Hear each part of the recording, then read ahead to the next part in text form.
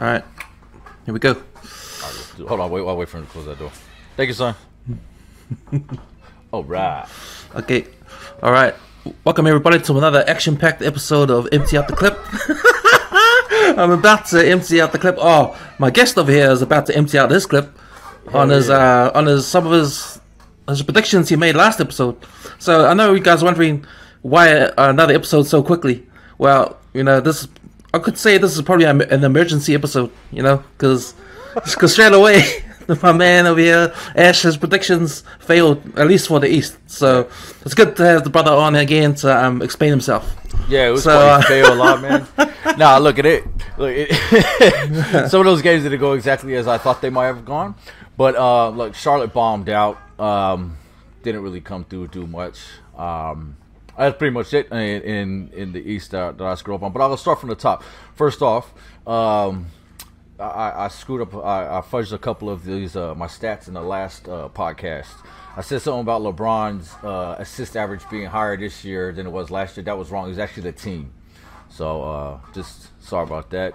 Just want to correct that shit. But yeah, as a team though, we're actually got more assists this year than last, and that's without LeBron playing the full season. Anyhow, just get that out of the way. All right, so back to where we were. Just a quick rundown of the game so far. We had the Pacers blow out the Hornets in the first game. Who is it? Sabonis.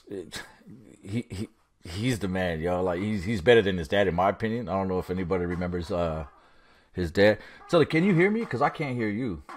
No, I'm good. Oh, sorry. Yeah. Nah. So Sabonis, he's been balling out, man. Him and Brogdon. They got Brogdon back just in time. He's been balling out. Unfortunately for the Hornets, it was a little bit too late. LaMelo started doing some stuff in the third quarter, but that's all they pretty much got. That and a couple nice dunks from Bridges. At the end of the day, Charlotte they didn't have enough defense to slow down the Hornets. They were scoring about 40 points a quarter. It's crazy. Then you had the Celtics and the Wizards. I originally had the Wizards winning that one. Well, lo and behold, it was Jason Tatum goes and drops a 50-piece on their head. He only had 15 in the first half, but then he smacked them out in the third quarter with 23 points. Beal and Westbrook did their thing, but it wasn't enough. I was surprised Ish Smith actually got some of his. He had 17 points in that game. He had a decent run. But Bertrand's there. I mean, that guy got paid out last year. I don't know if you remember.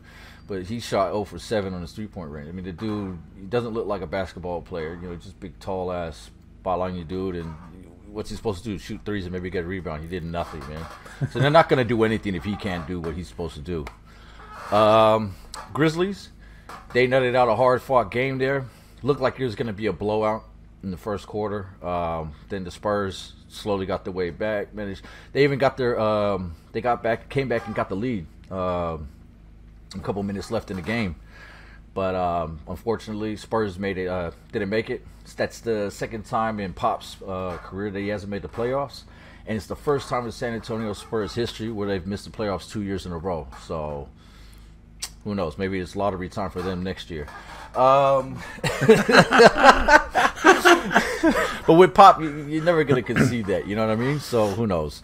I just want to mention because I actually watched that game during my lunch break at work. So I went down to South Pizza because South Pizza they always have the games on the ESPN on TV. We were talking when you was watching. Yeah, man. And it was a close game. And I was thinking, shit, man, because I saw Pop there, walking up and down court with his long white hair.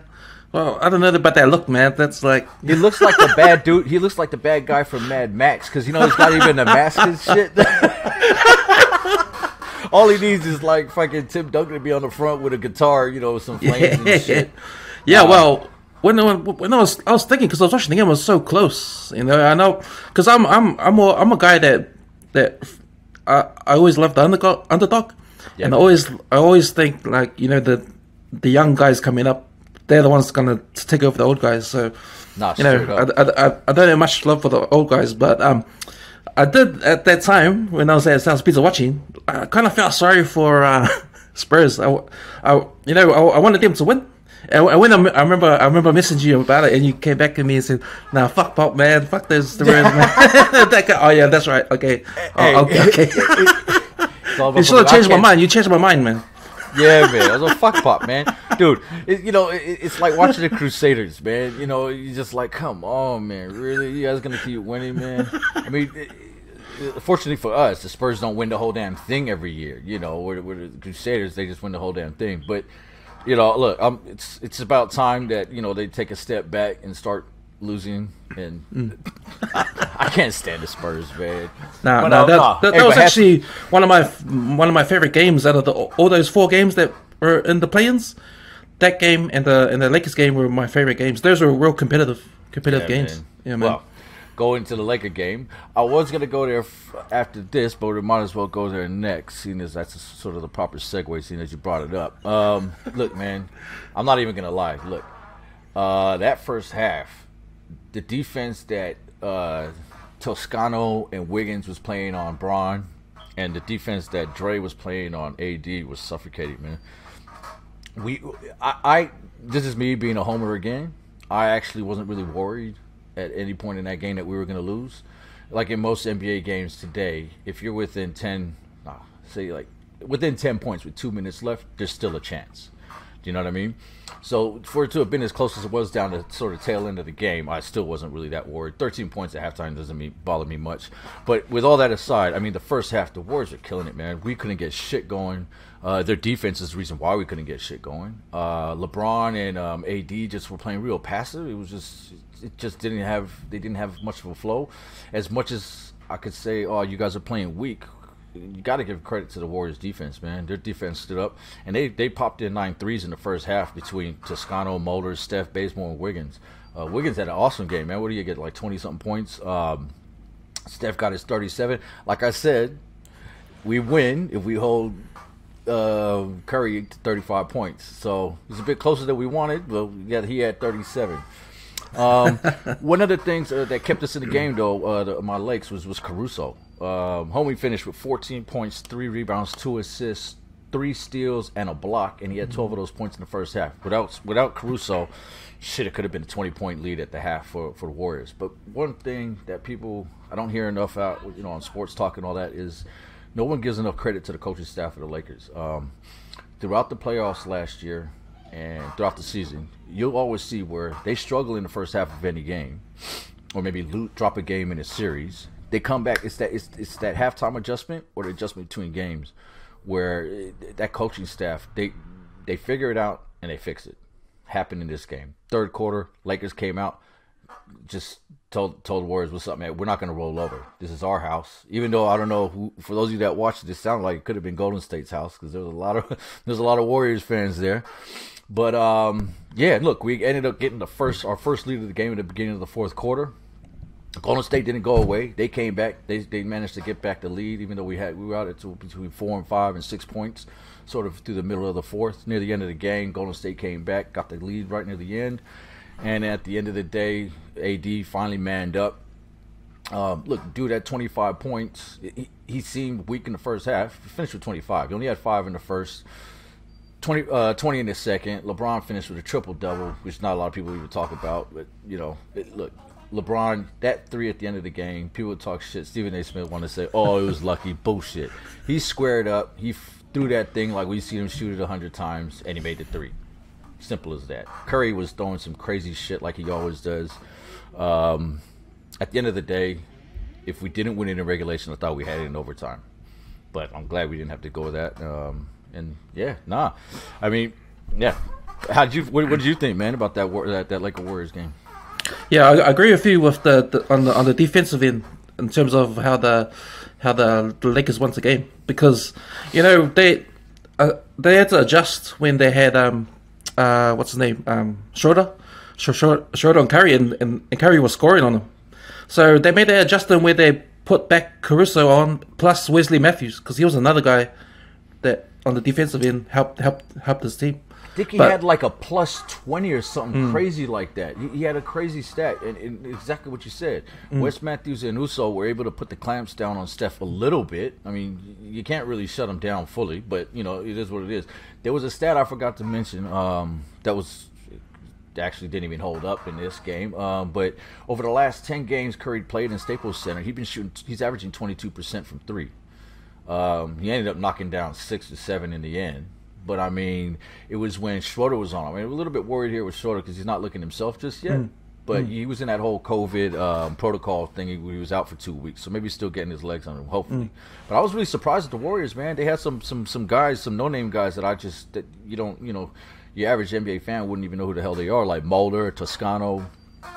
Hell, Wiggins playing better than he has been overall and during the season. So yeah, I felt like Andrew Wiggins. He was the key for the Warriors. He had to step up, and he sort of did. He was the second highest scorer. He had 21 points on 55% field goal percentage. But the last 5 minutes of the game, he did not score once. Nah. He stopped at 21, and that was when he got fouled and he got the shot for and one. Yeah, but he missed that. He missed that free throw, and that was 5 minutes left in the fourth quarter, and he didn't score at all after that. So he's a key. He's a scorer, and I think what they say about him, he had a lot of potential, but he hasn't made his potential yet. I mean, they talk about him being at Minnesota, and they probably didn't give him that kind of nurture to get to where he wanted to be. So hopefully he does that in the Warriors. But he was aggressive in the first quarter, like you mentioned, and he just needed to carry that on. Well, see that, and also the defense, the Lakers' defense is key. When you've got AD playing at the 4, they're going top heavy, they're going big heavy, and the Warriors generally are playing smaller. So when AD slid to the 5 in the second half, then that's when the shit started to work for us, offensively as well as defensively. Because you saw right at the end of the game, they tried to get the ball into Steph, to try to tie the game, and AD was all up on him. And then he had that block, and then they had that dunk. So I mean, hopefully for us, it's good going forward. Hit that Phoenix series, hit the ground running, and also for the Warriors, man. I mean, look, that's the kind of loss that you walk away and think, shit, we could have won that game. You know what I mean? But that Warriors today when they play, God, who was it, Memphis? That's going to be their key, is to come out and play that D that they were playing against the Lakers. I mean, where's my stats over here? Look, in the 3 games that the Warriors and Memphis played this year, the Grizzlies only won 1 game. But mind you, the first 2 games they played, Curry wasn't even in there. There were some pretty tight games. I mean, tight in the sense that none of them were really a blowout. And it'll be interesting to see how that game goes, because you watched that Memphis San Antonio game and you saw how they had it rolling, man. Ja Morant near the end, you had Valanciunas stiffening up in the middle. Memphis looked good. They looked definitely the better team on the day against San Antonio. It's just, if the key for Golden State is for everybody else to score. Steph's going to get his 30-plus. They just got to make sure that those other guys make those threes. Bazemore was hitting his threes against us. And for the key for Memphis, if they want to win this game, and I think that's where where the Lakers screw up, and that's why it was such a close game, is they can't be just doubling Steph all day. Let Steph get his 40 and just make sure that nobody else gets 20 points. Because you're never going to – Steph won't score 80 points in the game. Well, say that and you watch him do it. No, but you know what I mean? Yeah. I think you're right. We mentioned about the other sort of like the role players and the Grizzlies. They need to step up. We know Valanciunas, he's balling right now, and he's a scorer. He needs to do better than Draymond Green. Oh yeah, he needs to get down in the post and just work Draymond Green all game. Yeah, and Ja Morant as well. He needs to do what he's been doing all year.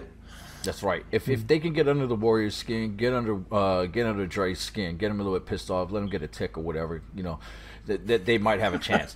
But to be honest, if Dre plays if he plays the way he played against us, and he brings that old school D back, what have I got here? I got Golden State winning 115-102 today. So we'll see. I mean, personally, I've got a soft spot for the Warriors. I always have. So who knows? Look, Wiggins dropped 40 piece on Memphis in their first game. So shit, true. Yeah. So he played well in the last game against us. So he's got that confidence. And that's that shit. Look, I wanted to mention that as well. Is that going in? I personally feel that all these teams in the play-in tournament have got some sort of momentum. That these other teams that are just hanging around waiting for the playoffs to start, they've got something on them. You know what I mean? And traditionally you have your 8th and your 7th seed, sort of shittier teams and get swept, in the first round.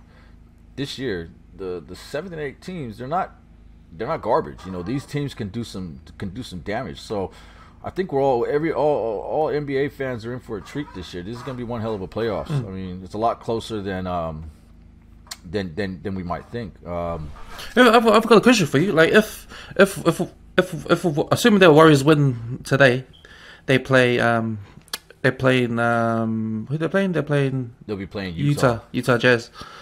Those two series are gonna be first up series for Utah, the number 1 and 2, Utah and Phoenix. Man, that's hard, man. This could be the first time in NBA history where you have the number 1 and 2 seed fall out in the first round. Yeah. Like I said, I mean, if Golden State put a smack on Memphis, or even just get their offense rolling and the defense really sell, because remember, Golden State, people forget, they've still got a solid D. I think they're 4th or 5th D in the league at the moment. They got a top 10 defense. And don't forget that 1 and 2 is at a week-long rest, so that could be an advantage or a disadvantage. Exactly. I mean, LA and Warriors, if Warriors make it, Warriors are going to come in like, match ready, man. They've been through the wars, going in, so they've had all those games to practice. Yeah, and I think with going back to the Lakers Warriors game, like, everyone knows that they had a probably shitty first half. The Lakers had a shitty first half, but it was good for them in terms of developing that chemistry again. Because like we said last episode, they never had a full season where they had all the guys there. So you probably could assume you probably could see that they were rusty, and you saw it. And it was good that they came back in the second half, because that just showed how they could come back and just get used to each other again, and then come together in the end. Yeah. So. Man. No, Hart, you're absolutely right. It was and it was key. I mean, I've seen a lot of chatter about the refs and all that. Dude, yes, the refs in the second half might not. We probably got a few calls go our way, but I tell you what, man, the first half our guys were getting hacked as shit, and we weren't getting any calls. So look, it is the refs. I'm the first to start blaming the refs when I watch a game anyway. So it's sort of hypocritical for me to say this, but that game, it was a hard-fought game in the end. The better of the two teams on the day one. You got LeBron. He's ridiculous. That 3 he hit, he did it. He saw. I saw 3 rims and I aimed for the middle one. Like, dude, that call. All right, just because I know that people been talking about it and shit. I don't think it was a flagrant, but it was definitely a foul because he didn't go straight up. His hands were out in front of him. But the way the flagrant's been called this year. A lot of guys are getting flagrants called for like these bullshit ticky-tack fouls where they hit somebody in the head by accident. So my interpretation of that call was that because Draymond Green didn't actually like thrust his hands into LeBron's head, it wasn't a flagrant that way. No, you're right. Yeah. But LeBron just went into momentum. His head went into his hands rather than the other way around. But see, that's the other thing, though, right? Is if you have your hand straight up, that's the only time that the defender has that going for him. Where if I ran my head into somebody's hands like that, yeah, that's not on them. But as soon as you're out of position and your hands are forward, it's up to the defender to move themselves to allow for the offensive player that space, which is why it was a foul, and because it hit him in the face. It's such a gray area now. You see all these bullshit flagrant fouls, technical fouls. You're like, come on, man, what the hell can we do and can't we do? That's the only argument I had for flagrant. I don't think it should have been a flagrant personally. I'm old school, man. No blood, no foul. You know what I mean? But if you ever see me play, I'm the first one to get fouled out in any game usually. And of course, there was all those memes after the game about LeBron acting again. And I saw CJ McCollum's tweet. He should win the Oscar or something like that. Or the greatest actor of all time. It's cracker. And look, he's had heaps of times, and I'm not even going to front. He's done it, man. You see him, he's rolling on the floor and shit like, dude, come on, man. We're not playing soccer, dog. Get off your ass. But at the same time, it happens in all the games. Somebody just gets a little, you want to put it on as hard as you can for the refs, because these dumbass refs, as soon as somebody's hurt, they're like, stop, we're going to have a look at that. Whereas if you don't go down and roll around, they'll just call a number foul and let the game keep rolling. We've seen it in so many games this year, not just our games. I mean, just across the board, NBA. Yeah, So and I think because you never see Steven Adams doing that, and I think I know why. You know why he doesn't do that? Because he's Polynesian. Yeah, hard. And if you're Polynesian and you go down with something like that, you won't get in trouble from the refs. You'll get in trouble from your family back home, man. Yeah, hard up, but like, sorry, man up, Bruce. Well, it's like two of the hardest players. I won't say the third because I don't, I'm not really gonna speak on Jabari Parker. He's had his moments, but James Johnson and Steven Adams, those are two polys and two of the most probably the two best polys in the NBA. And they're hard as nails, those guys. You know what I mean? And it goes back to what you just said. We're not going to fall over. Hell no. Just for a foul. Shit. You suck at free throws anyway. No, I'm just kidding, man. No, but real quick, man, just so we can run through this real quick. So in the playoffs, who we got? First round on the East. Tomorrow's games. We got Milwaukee, Miami. That's our first game straight up. Milwaukee won the season series 2-1. And they pretty much blew Miami out in two of those games. Miami managed to pinch one. Again, I think Milwaukee's still going to take that. But it'll be interesting nonetheless. See how they come out firing. Then you got Dallas and the Clippers. Who we got? Oh, the Dallas actually won that series 2-1. And if last year's series was anything to tell, this is going to be another tight, close-fought series. My original prediction was the Clippers winning. It's still the Clippers winning, unfortunately. But don't get me wrong, I would love. In fact, I'll probably put money on Dallas to win that series just for the hell of it, just so I can shit on my cousins that going for the Clippers. Boston. By the way, I got a few messages from that last podcast because I put a cousin on blast, and they're like, "Oh shit, is that why Pocky turned into a Clipper fan?" We're like, "Yeah, man." He's like, "I remember, man. He was a Laker fan when we were kids, man. I always wonder what happened." Yeah, nah, tell him, man. Fine. There's always one, huh? No, you got Boston and Brooklyn tomorrow afternoon. Who is it? Now, Brooklyn, they swept the series. But you just never know. I don't know. This Boston team not having what's his name? Jaylen Brown is going to be a big loss for them. But the way Kemba Walker and Tatum were balling out in that last game, and they've got some defense that they can play. They got Williams. They got Tristan Thompson. They got guys who actually play some D. They got Marcus Smart. Another. He was the runner-up for the Oscars this year to LeBron. My man Smart be flopping all the time. But look. That would be key for Boston. If they want to stay competitive in that series, they need to play some D. They need to shore it up on the defensive end and maybe throw a few hard fouls in the beginning of the game. Game one, start it off, man. Lay Kyrie out. Lay Harden out. Lay KD out. Lay them all out. Let them know that they're here to play and they're not messing around. Look, me, a Laker fan, talking about Boston like this, I'd rather see, personally, my goal finals matchup would be us in Boston. Oh, okay. Because I actually picked that at the beginning of the season. I picked the Boston LA final. That's right, because you're gonna have both teams going for the 18th banner, then you'll have the one winner. Do you know what I mean? But that was before Brooklyn did what they did. Oh, yeah, nah. When Brooklyn did what they did, I was like, dude, give me Brooklyn. I want Brooklyn just so we can shit all over them. And do you know what? It'll be like the Clippers last year. They talk all that shit. We the king of LA. Oh, there's a new king in town. This is ours. What? You can't even meet us in the Western Conference Finals. And people want to talk shit, but like, oh, we were lucky that the Clippers didn't make it. But dude, the Clippers need to get their asses there first, which is like this.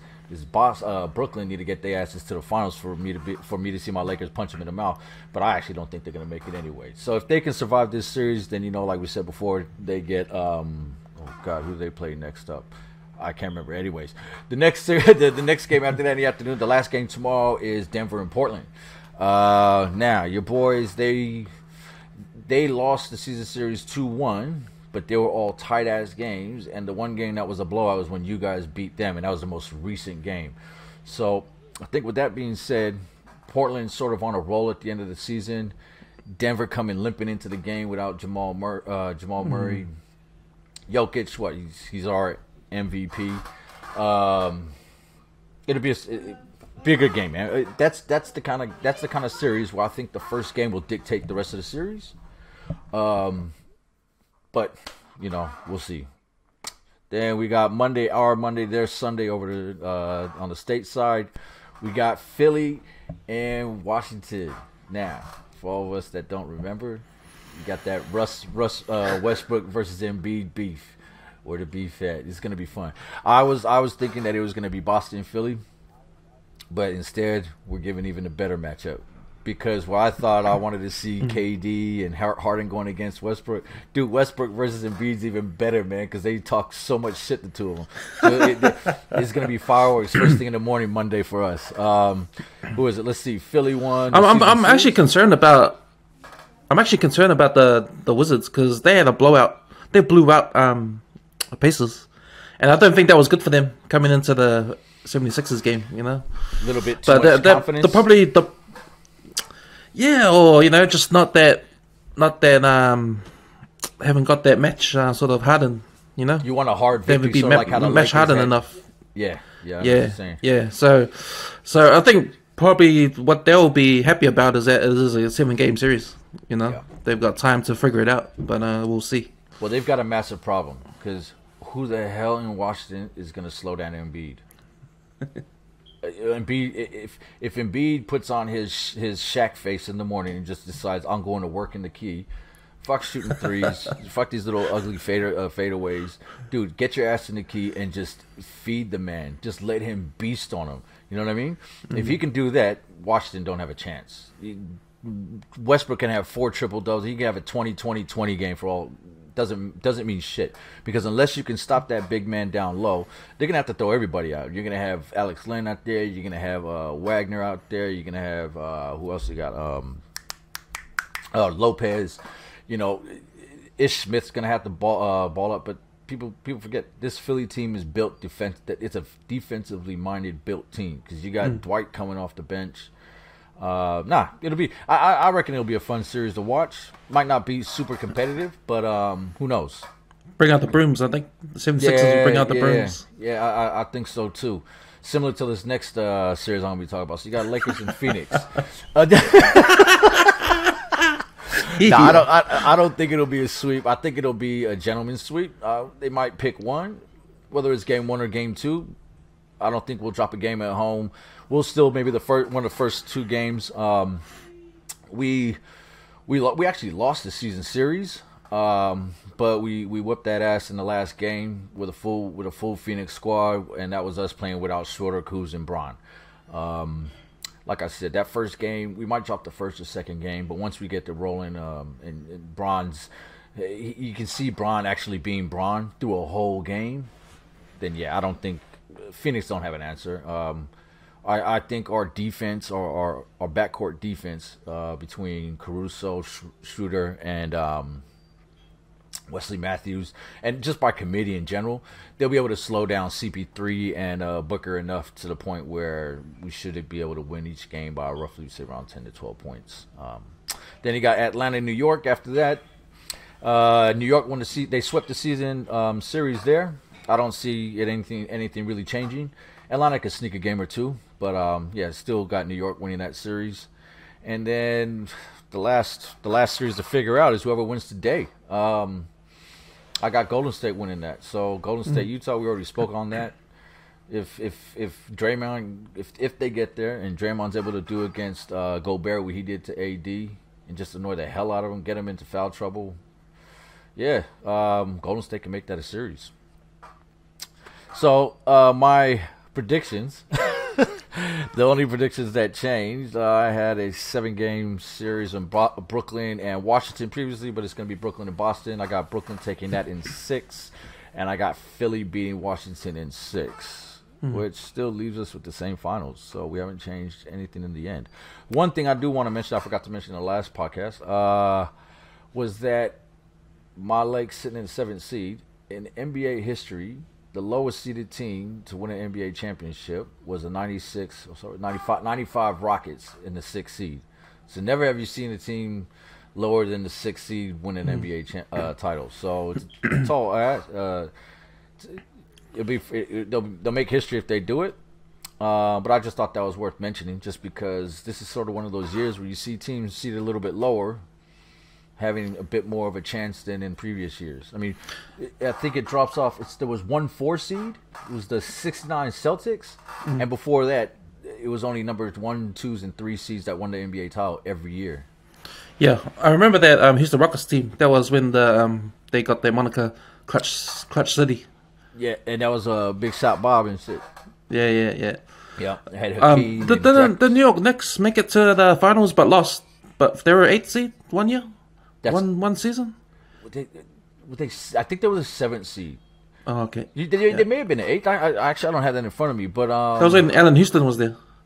Yeah, that's right. And John Starks and who else they had? That was a badass team. They had Kurt Thomas, Marcus Camby.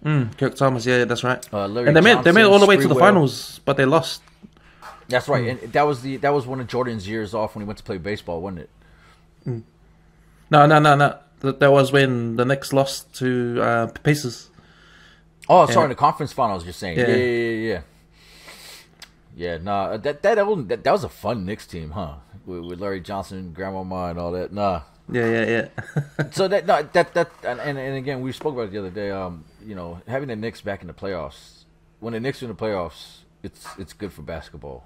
Madison Square Garden. Every player, it's their dream to go and play over there. So it'd be good to see Julius Randle, see what they can do. Him and Derrick Rose, hopefully make it to the second round at least. First time in ages that they made it to the playoffs. Get to the second round. God, it'll be like a championship for those guys. Sweet, man. No, all good, brother. Well, sorry, it felt a bit rushed. I'm stuck for time, but no, I'm glad we were able to get this in there, man. No, it's good. It's good. It's good that we got you back so you can explain all that. Yeah, man. It's good that we did this episode in between because it was such a short tournament. It was a 1-week tournament, if you think about it. So it's good that we got the front end of it and now the back end of it. So I appreciate you, Ash, for coming on. No, that's all good, because if you didn't catch me now, you would have caught me in about 4 hours' time. I would have been half pissed, sitting in my truck on my phone trying to do this thing. We would have managed to get the results of the Memphis Warriors game, but I would have been, so no, it's I'm glad we were able to sit down and do this morning, man, and looking forward to it. We should do another one before round 2. Yep, no doubt. Okay, it's 11:55. The Grizzlies Warriors game's on in an hour's time. So I'll be checking that out and getting some ends on that. Yeah, man, I'm gonna be over at Holy Hops over in Kingsland watching it on the big screen. Fuck, they better have a screen. If not, I'll be watching it on my phone. But yeah, but nah, man, it was nice talking to you, man. Thanks for having me again, Cam. No worries, man. Sweet ass. Have a good day. Have a good time. Hey, and by the way, yo, go to Warriors, Zeus. We won last night.